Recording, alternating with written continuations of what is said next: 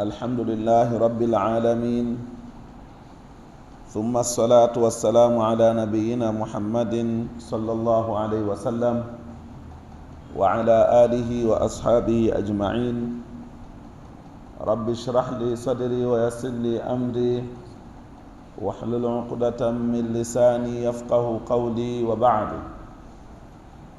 baada ya kumshukuru Allah subhanahu wa ta'ala na kumtakia rehma na amani mtume wetu Muhammadin sallallahu alaihi wasallama, tunaendelea na darasa yetu ya tafsiri ya Qur'ani. Allah subhanahu wa ta'ala anatueleza kisa cha mmoja miongoni mwa watu wema waliotangulia. Huyu bwana, baadhi ya ulama wamemuita kwa jina la sahibu Yasin, maana kisa chake kimeelezwa vizuri ndani ya sura hii. Allah anaeleza ya kwamba wajaa min aqsa almadinati rajulun yas'a, na alikuja au alienda min aqsa almadina, kutoka mbali ya mji. Ilikuwa ni katika ule mji sehemu ya mbali. Aqsa ni sehemu ya mbali. Kwa hivyo akitokea vijijini huko, yule bwana alitoka kule. Rajulun, jinsia yake ilikuwa ni jinsia ya kiume, mwanaume huyu. Anasema Jalaluddin huwa Habibun Najjari, na huyo mtu mwenyewe ambaye alitoka katika mji wa mbali huko Aqsal Madina, jina lake anaitwa Habibun Najjari. Kana kad amana, alikuwa ameshaamini, birusul, kuamini wale mitume.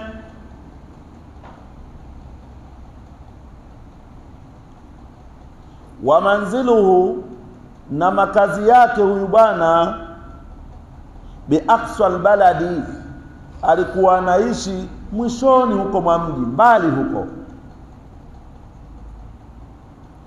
Habibu Najjari, ule ujio wake ulikuwa katika hali gani? Allah anasema yasaa, alikuja mbio.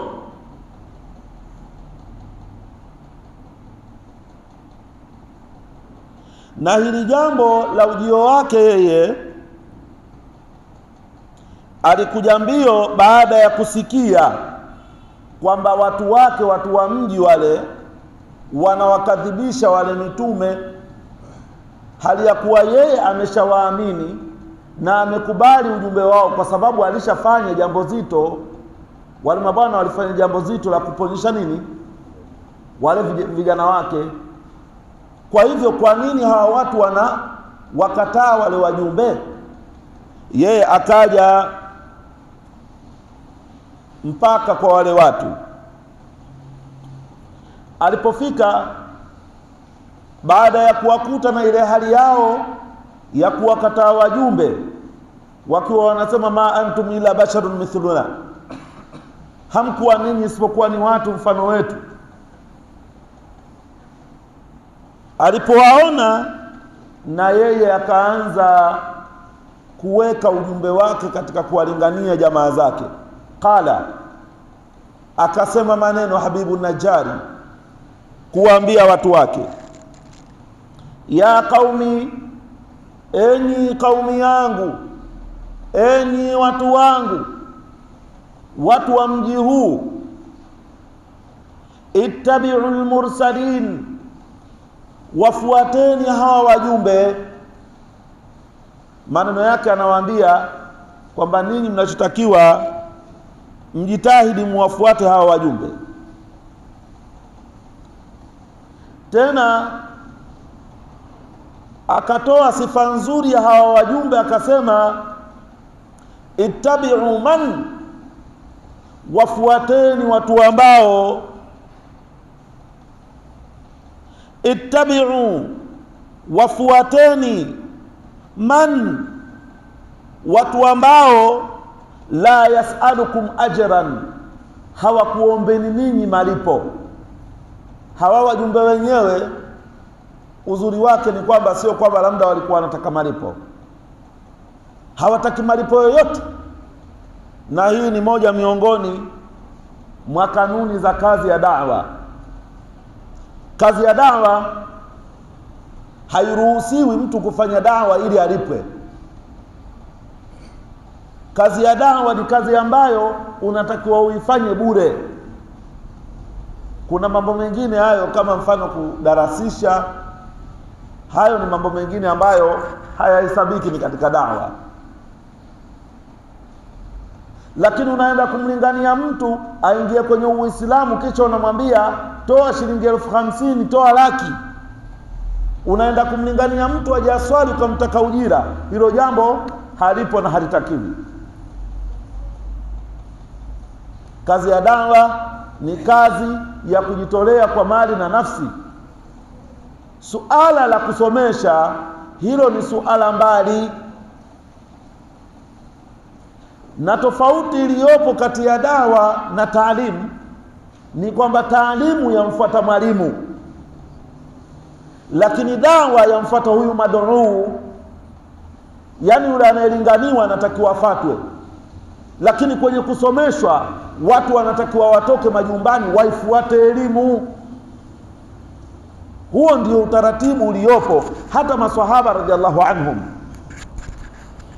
Mtume sallallahu alaihi wasallam alipofariki, kuna maswahaba ambao walikuwa wadogo, wakina Anas bin Maliki, Abdallah ibn Umari na wengine.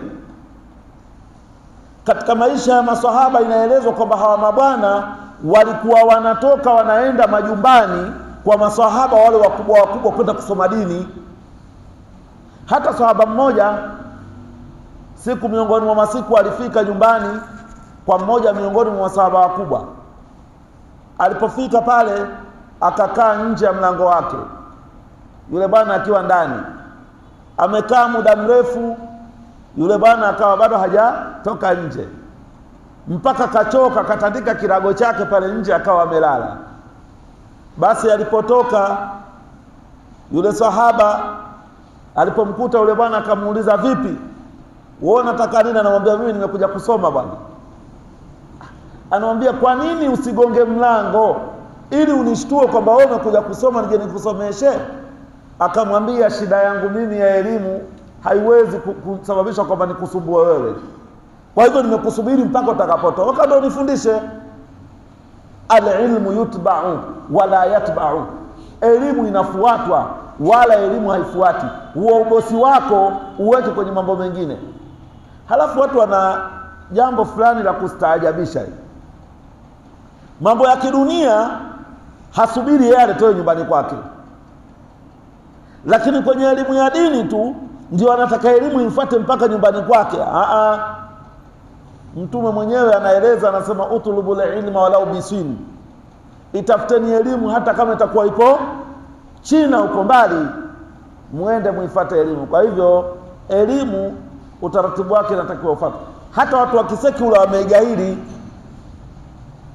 Baba unaweza kumkuta mwalimu, mama mwalimu, mjomba mwalimu, dada mwalimu, lakini je, asubuhi wanapambaukiwa pale wale watoto wanaondoka wanaenda shuleni huko au wanasomea pale nyumbani?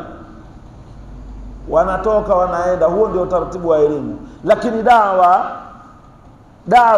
wewe unatakiwa umfuate yule mad'uu unayemlingania. Akija kutaka dawa kulinganiwa sio vibaya, lakini utaratibu afuatwe. Na kwenye taalimu wewe unahitaji kupewa malipo, kwa sababu jukumu la kumsomesha mtoto ni jukumu la mzazi. Tunaelewana mabwana?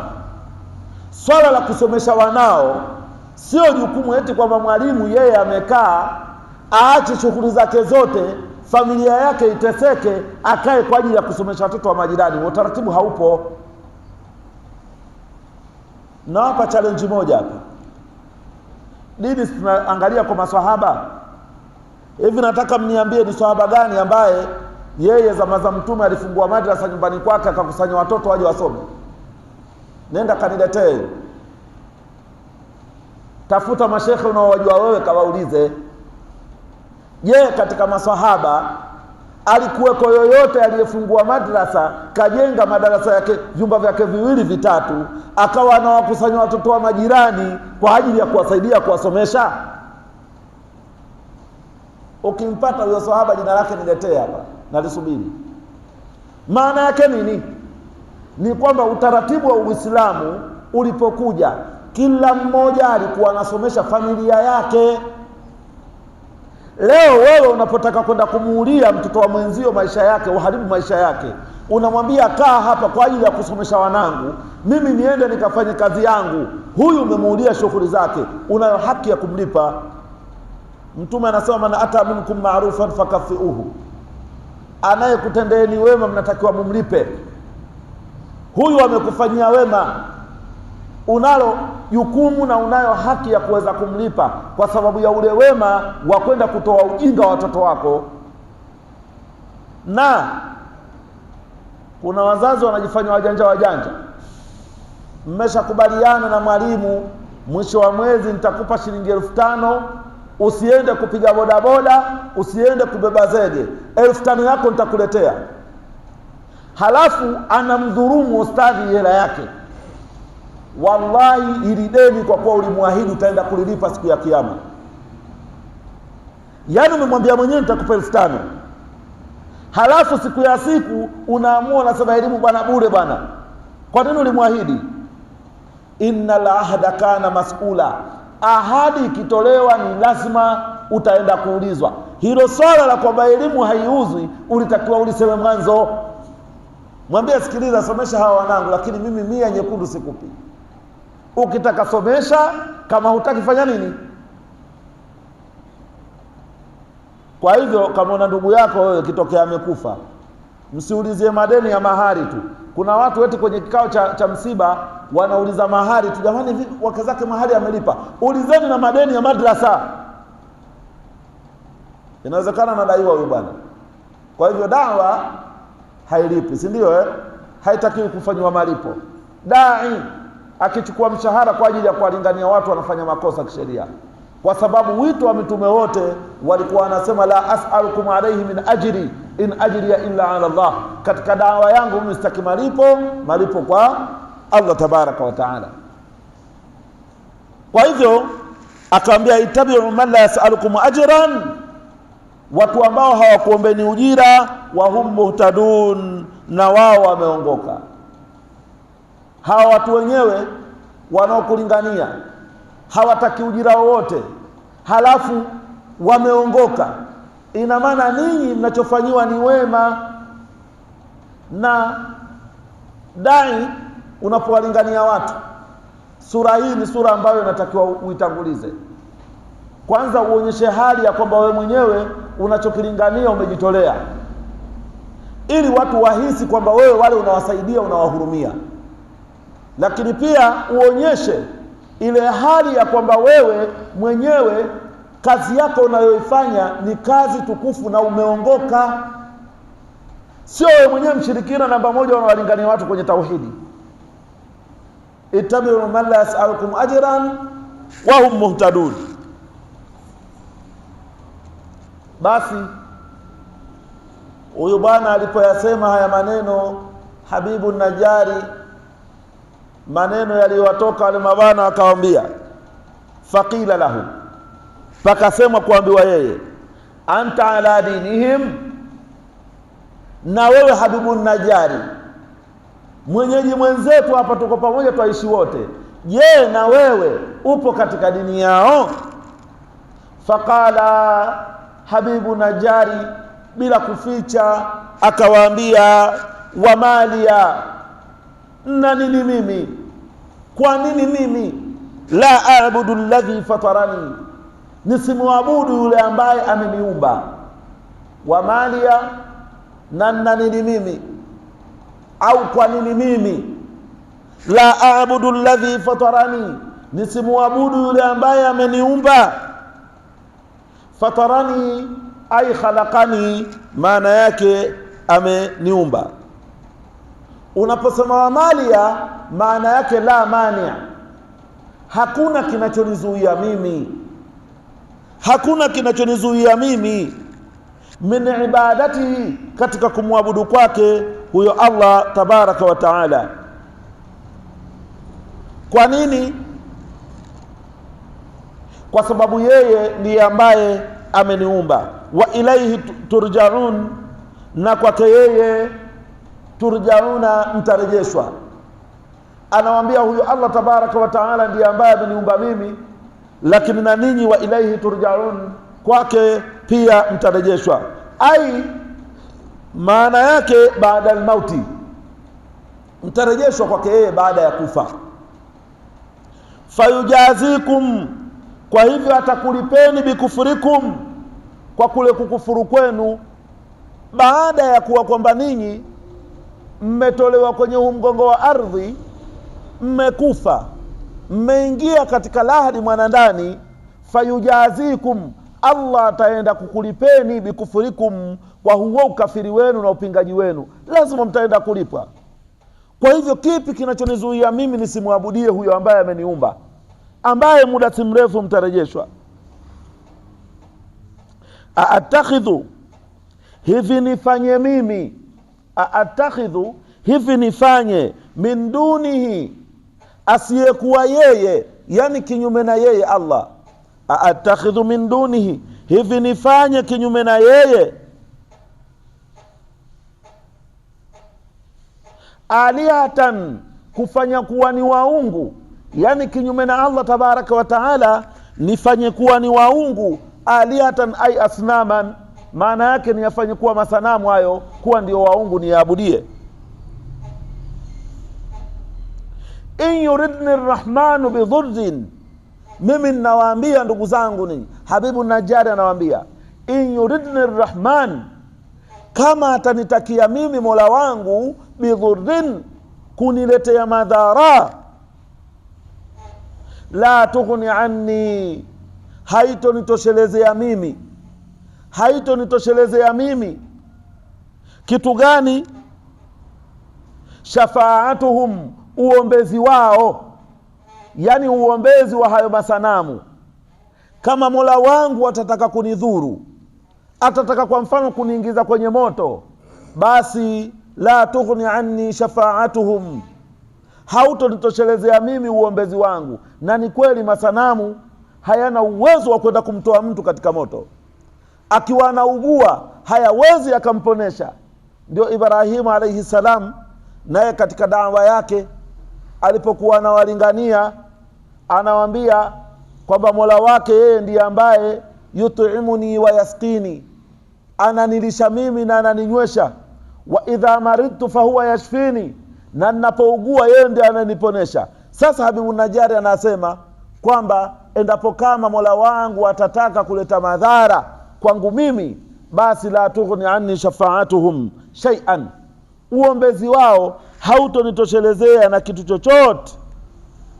Kwa hivyo kutokana na hali hiyo, wala yunkidhun, wala hawawezi kuniokoa. Inqadh, wakati nimeshachukuliwa mimi nikatiwa ndani ya moto, hawa waungu hawatokuwa na uwezo hata siku moja wa kuweza kunitoa katika moto. Haya ni maneno ambayo anaeleza Habibu Najari kuwaeleza wale watu, na akawaambia, inni, hakika yangu mimi, idhan, wakati huo nitakapowafanya hao masanamu hao kuwa ni waungu, nikamwacha Mola wangu, matokeo yake siku ya kuingizwa mimi motoni, hayo masanamu hayawezi kuniokoa na hiyo adhabu. Idhan, wakati huo anasema la fi dhalalin mubin, nitakuwa katika upotevu uliokuwa wazi kabisa. Wakati huo nitakapokuwa na waamini wasiokuwa Allah nikawaabudia, nikifanya hivyo, la fi dhalalin mubin, nitakuwa katika upotevu uliokuwa wazi kabisa. Ai mubin, ai bayin, upotevu ambao upo wazi. baada ya kusema maneno haya kwamba kitu gani kinachonizuia mimi kumwabudu yule ambaye ameniumba na kwake tutarejeshwa, akawaambia hivi, nifanye asiyekuwa Allah tabaraka wa taala kuwa ni waungu, endapo kama Mola wangu akinitakia mimi madhara, basi uombezi wao hayo masanamu hauwezi ukanitosheleza na kitu chochote, na wala hawezi wakaniokoa na adhabu, na hakika yangu mimi wakati huo nitakapoabudia wasiokuwa Allah nitakuwa katika upotevu uliokuwa mkubwa, uliokuwa wazi. Hapo akawaeleza sasa ule uhalisia wa hali yake, akawaambia inni amantu birabbikum. Akawageukia wale wajumbe, anawaambia sikilizeni, Sadiq, Masduq pamoja na Shamuun, inni amantu birabbikum, mimi nimemwamini Mola wenu mlezi, siabudii masanamu, na imani ya sawasawa ya kumwamini Allah tabaraka wa taala ambaye ni Mola wenu mlezi. Inni amantu birabbikum fasma'un, nisikilizeni ninachokisema na mjue kwamba mimi ni miongoni mwa watu ambao wameamini. Ai, maana yake isma'u qawli, sikilizeni maneno yangu. Alipoyasema maneno haya Habibu Najjari, watu wake wakiwa wamemzunguka, wale wajumbe pale watatu wakiwa wanamtazama akiwa amedhihirisha imani yake, kilichotokea farajamuhu, wale mabana wakampiga mawe Habibu Najjari. Riwaya moja inaeleza kwamba walimpiga mawe, lakini kuna riwaya nyingine inaeleza kwamba yule bwana walimchukua wakamsulubu, wakamtungika msalabani na wakamuua. Na zote hizi kupiga mawe, walimpiga mawe mpaka akafa. Vile vile ya kusulubiwa walimsulubu akafa, na kuna kauli nyingine inasemekana kwamba walimchoma moto. Hili ni jambo ambalo walilifanya wale mabana, kwamba hawa wajumbe kwa sababu wametoka mbali tuwaache, lakini wewe utaleta balaa kwenye mji wetu, tunaanza na wewe. Unajifanya kimbele mbele, unajifanya kwamba unawatetea na kuwatia nguvu hawa watu. Wakaamua wale watu kumpiga mawe, famata, na yule bwana akafa. Lakini angalia malipo ya huyu bwana kutokana na mhanga wake aliyofanya wa yeye kuwa dalili na kuwatetea wajumbe, kitu ambacho ndicho kinachotakiwa hata kwa sisi. Tusiwe na tabia kwamba mtu anatoa ujumbe analingania, halafu wewe kazi yako ni kubeza.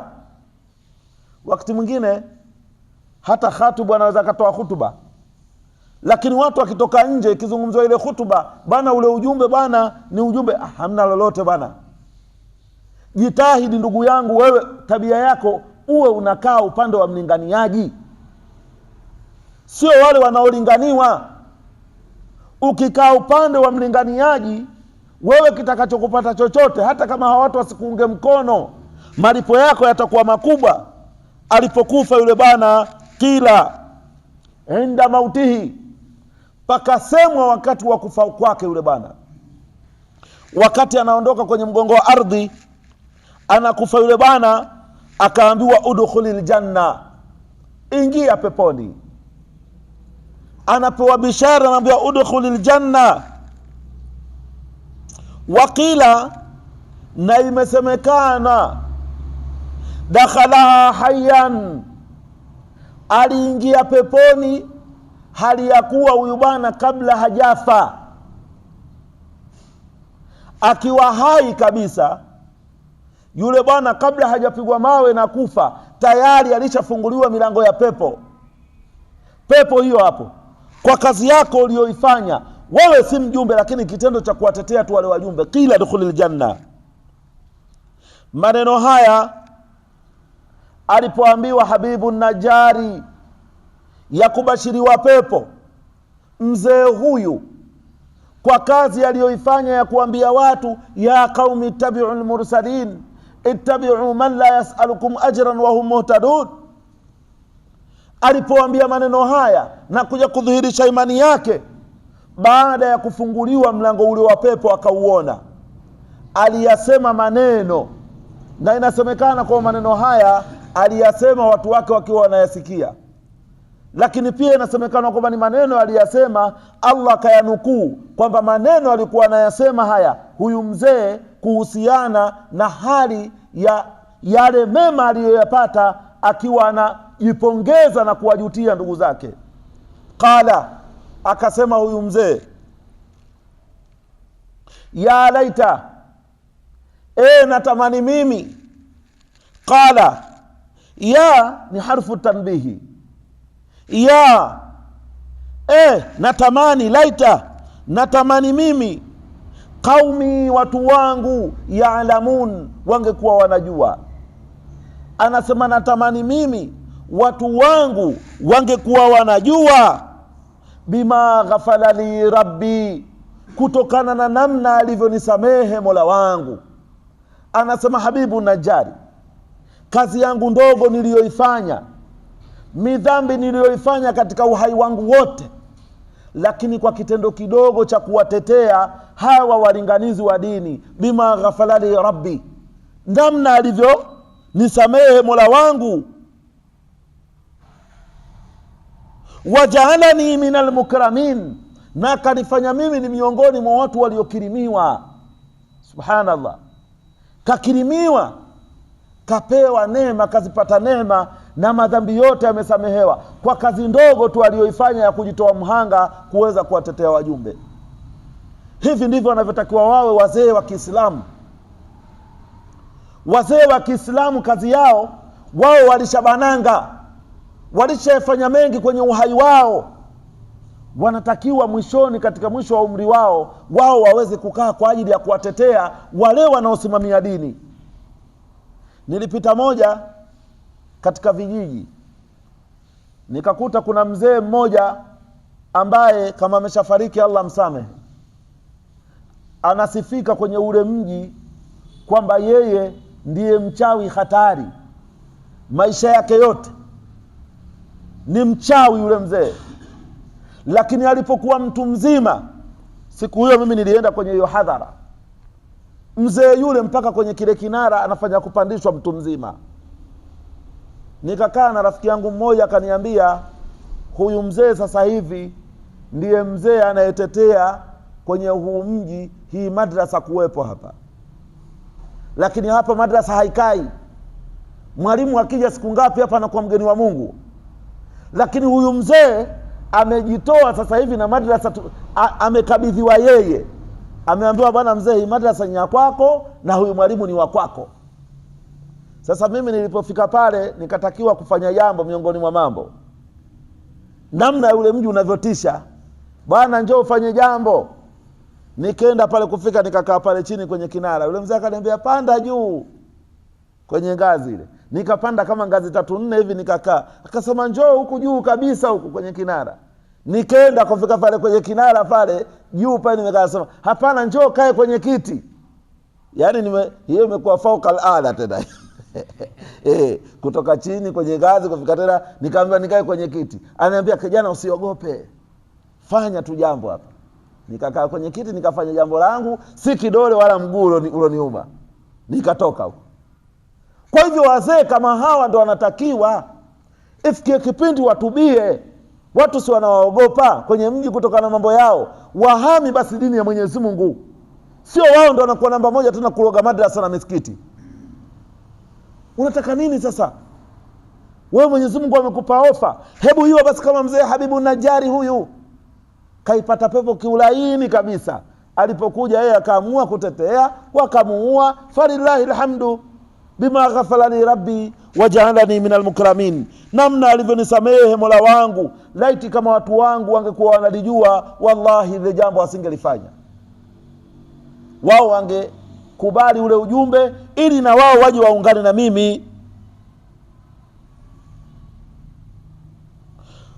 Wama anzalna ala qaumihi, na hapajateremshwa katika kaumi yake, min baadihi, baada yake, yani baada mautihi, baada ya kufa kwake, min jundin minas samai, jeshi lolote kutoka mbinguni, ay malaika liihlakihim,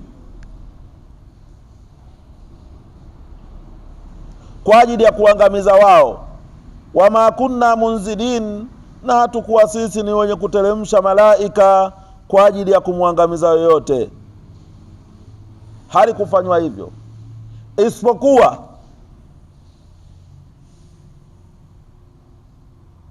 isipokuwa kilichotokea, inkanat, haikuwa.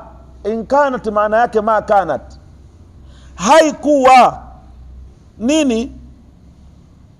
Uqubatahum, mateso yao wale watu, si walimuua Habibu Najari? Sasa Allah tabaraka wa taala anaeleza, anasema wama anzalna ala qaumi min ba'di min jundin min as-samai wama kunna munzilin, hatukuteremsha jeshi lolote la malaika kwa ajili ya kuangamiza. In kanat illa sayhatan wahida, bali kuangamizwa kwao wao ilikuwa ni ukelele mmoja tu. Wale mabwana kutokana na jeuri yao akaambia, yani nyingi mnaleta uhuni kwenye mji, wanakuja wajumbe wanawalingania, mnaamua kumuua Habibu Najari, mwenzenu wanaenda peponi. In kanat illa sayhatan wahida sahabihim Jibrilu alayhi salam, ukelele huu aliupiga malaika Jibrilu alayhi salam, ukelele mmoja tu. Fa idhahum khamidun, baada ya ukelele huu, fa idhahum khamidun ay sakitun, wote wale wakawa kimya. Ay maana yake mayitun, wote wale walofanya hili balaa Mwenyezi Mungu wote akawaua kwa ukelele mmoja tu. Malaika Jibrilu kapiga ukelele mmoja. Allah ana majeshi, walillahi junudu samawati wal ardi, Allah ana majeshi ya mbinguni na ardhini. Mkileta jeuri akiamua yeye anaweza kaleta kitu kimoja, dunia nzima yote kanyamaza kwa wakati mmoja tu. Maana ungesema labda ingekuja nyundo wakapigwa kwenye vichwa vyao mmoja mmoja au moto, lakini Allah akatumia ukelele tu, miongoni mwa majeshi yake ambayo Allah tabaraka wa taala anayoyamiliki. Ya hasratan ala al-ibad, hasara iliyoje ya waja haulai, waja hawa, lakini vile vile wanahawihim, na mfano wa hawa, mimman kadhabu rusul, miongoni mwa watu wenye tabia ya kuwakadhibisha wajumbe. Fauliku, kwa sababu hiyo wakaangamizwa. Hasara iliyoje, ya hasratan ala al-ibad, hasara iliyoje ya watu kama hawa na mfano wa hawa. Hata katika zama zetu msifikiri kwamba haya mambo haya hayatokei. Allah tabaraka wa taala maangamizi kwa watu wenye jeuri huwa anayaleta. Watu wakijifanya wao wamezidi kibri, Allah anaweza kaleta gonjwa ikawa ni hasratan ala al-ibad, kutokana na hizo tabia zao ambazo wanazifanya. Ma yatihim min rasul, hawakuwajilia wao mjumbe, illa kanu bihi yastahziun, isipokuwa walikuwa wao wanawafanya istihzai. Yani wakiletwa mjumbe fulani tu huyo. Hii tabia ya kuwafanyia mzaha wajumbe ni jambo ambalo Allah tabaraka wa taala amelieleza, na ni jambo ambalo hata zama zilizopita tabia hii walikuwa nayo. Mjumbe analetwa, wao wanachokifanya ni kumfanyia istizai, hana lolote tu huyo. Wakati mwingine wanamsikiliza, wakitoka hapo wao wanakaa hana, achana naye huyo, njaa tu inamsumbua. Wakati mwingine kuna mambo tunayaona ni ya kawaida, lakini wewe hayo magonjwa hayo wakati mwingine unapoyapata, wala usitafute mchawi. Angalia kwanza tabia yako. Hakuna dhambi ambayo mateso yake huwa yanakuja haraka kama dhambi ya kuwafanyia istizai wajumbe. Mtu anakuja na walingania watu alafu wewe ndio unaleta mzaha. Dawa inatakiwa iheshimiwe. Hata kama wewe una mapungufu ya kutokufuata, baki tu na huo unyonge wako utaki kufuata, lakini acha watu waweze kufanya dawa, walinganie watu kwa Allah tabaraka wa taala, kwa sababu dawa ni ibada ambayo mpaka Allah mwenyewe anaifanya. Wallahu yad'u ila dari salam, Allah mwenyewe anafanya dawa ya kuwalingania waja wake, kuwaleta katika nyumba ya amani. Allah haswali, hatoi sadaka na ibada mfano wa hizo, hafungi, lakini ibada ya dawa kulingania ni ibada ambayo Allah mwenyewe anaifanya. Wakati mwingine ilishawahi kutokea katika harakati zetu za kidini, tulifanya harakati kwa ajili ya mambo ya wagonjwa. Kwa hivyo katika ile harakati tunafanya ile kazi katika moja miongoni mwa wilaya, basi kuna binti mmoja wa makamo kama miaka 22. Binti huyu alikuwa bado hajasilimu. Nikafika siku hiyo mimi nikiwa kama imamu msaidizi kwenye huo msikiti mwaka 2011. Basi nilipofika pale, yule dada siku hiyo akaniita akaniambia, shekhe, mimi bwana kuna kitu kila siku nikilala huwa ninakiota mpaka sasa hivi mimi ninakiweza, lakini hayo maneno ya Kiarabu mimi siyajui. Maneno gani? Bwana akanisomea surati al-Ikhlas yote. Qul huwa Allahu ahad, Allahu samad, lam yalid wa lam yulad wa lam yakul lahu kufuwan ahad. Anasema kila siku nikilala haya maneno ninayaota mpaka sasa hivi. Tukamuuliza, sasa unasemaje? Kaambia hayo maneno unasikia ni Qur'ani. Yule dada mwenyewe bila kumlingania akasema mimi basi nataka nisilimu. Akaingia kwenye Uislamu, tukamsilimisha, akatamka shahada, akawa anaendelea kufanya kazi yake kwenye ile hoteli ya wale wa Somali. Tukafanya utaratibu wa mazingira yake mengine. Qul huwa Allahu kasomeshwa kwenye usingizi mpaka kaiweza. Ndio maana nikamwambia wallahu yad'u ila dar salam. Ni moja miongoni mwa mifano, lakini ipo mifano mingi tu. Watu wengi waliosilimu, mtu anakuja tu mwenyewe, mimi nataka nisilimu. Kwa sababu gani? Allah mwenyewe anafanya kazi ya dawa. Kwa hivyo acha tabia ya kuwafanyia istizai watu wanaofanya dawa, kwa sababu hii ni kazi ambayo wao wanafanya kazi pamoja na Mola wao. Sasa vipi wewe uende ukazuie? Tumuombe Allah tabaraka wa taala ajalie kila la kheri, atuwafikishe na sisi tuwe ni miongoni mwa watu ambao tupo kipaumbele. Unafika sehemu nakuta mjumbe amezongwa anafikisha ujumbe pale, anataka kupigwa, na wewe ndio unashadadia. Bwana mmoja alitoa ushahidi zama zetu hizi. Sehemu moja vijana walikuwa wanacheza mpira. Sasa walipokuwa wanacheza mpira ule, ikatokea kwamba wakaja watu wa dini wa tablighi yao kuja kulingania. Walipokuja kulingania pale jioni, wanasema timu yao wao walikuwa wameshafungwa magoli. Jamani, inshallah tunaomba kidogo tufanye mazungumzo na ninyi. Wale mabana wale timu ile iliyofungwa waliona hawa mashehe nao wanatusumbua, wakachukua bakora, wakaingia mnani kwenye miti vile, wakachukua bakora, wakaanza kuwapiga. Mikoa hii ya Tanzania, hapa Tanzania, waliwapiga wale wajumbe. Walipowapiga wakawakimbiza, wakawapiga, wakaondoka zao. Kasema basi ndio hivyo, wanakimbia wenyewe, subhanallah nini, lakini wao hawakuja. Vijana wa Kiislamu, wallahi yule bwana ananipa historia, ananiambia hiyo ndo ilikuwa mwanzo na mwisho wa hiyo timu yao. Kwanza walifungwa kwenye mashindano na hiyo timu ikafa kabisa. Anasema haijawahi kutajika tena mpaka leo. Anasema alikuwa yeye akikaa, anasema mimi nakumbuka itakuwa ile laana ya wale mashehe wale. Wasiwe vitusali haraka mbili, timu yao ilikuwa inacheza vizuri kweli kwenye ule mji, lakini ni kwa sababu ya laana kufa kabisa ile timu. Haya, hebu angalia, hayo ni ya kawaida ya nje, yale wapata ya ndani. Kila mmoja alilofanya hilo, wewe unafikiri Mwenyezi Mungu atambakisha kiwa salama? Kwa hivyo ndugu zangu, wajumbe tunapowaona sisi tusichangie chochote katika kurudisha dawa nyuma, bali tusimame upande wa kuwatetea katika hali yoyote. Unapomuona mtu yote anafanya dawa, ukamuona mtu yeye kazi yake ni kuzuia, huyo ni shetani namba moja huyo. Sasa na wewe sikaya bana, na kweli bana wamezidi nao. Wamezidi nini? Walichozidi wana macho matatu. Yaani hicho alichoongezeka ni nini? Kwa hivyo inshallah Mwenyezi Mungu atuzindue tufanye hivyo. Huenda hiyo ikawa ni sababu, kama mzee huyu Habibu Najari alipofanya shortcut, haikutajwa swala nyingi, haikutajwa nini, lakini imetajwa kazi yake ya da'wa aliyoifanya na namna maneno yaliokuwa mazuri haya Allah akaamua kuyachukua kuyaweka ndani ya Qur'ani.